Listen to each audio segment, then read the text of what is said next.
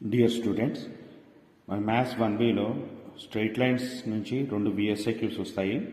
Previous వీడియోస్లో మనం 1 to 16 questions చెప్పుకున్నాము. ఆ 16 క్వశ్చన్స్ నుంచి ఒక VSIQ వస్తుంది.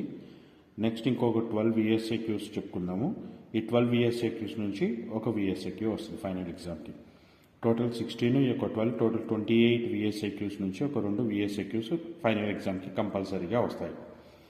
సో క్వశ్చన్ నెంబర్ 2 మన క్వశ్చన్ పేపర్లో సెకండ్ క్వశ్చన్ వచ్చేసి స్ట్రైట్ లైన్స్ నుంచి ఉంటుంది. ఆ స్ట్రైట్ లైన్స్లో find the ratio in which straight line 2x + 3y = 5 divides the line joining 0, 0 and -2, 1.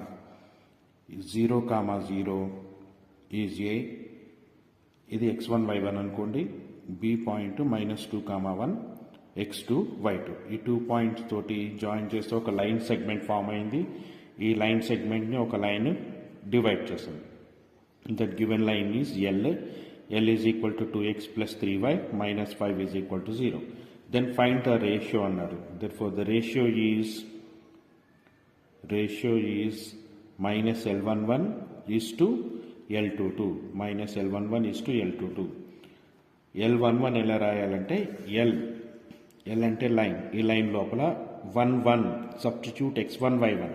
Substitute x1 y1 in the given line, that is 2 into x1 0 plus 3 into y1 0 minus 5 is equal to -5. L11 is -5.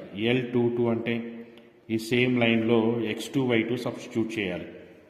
అంటే 2 into x2 -2 plus 3 into y2 1 -5.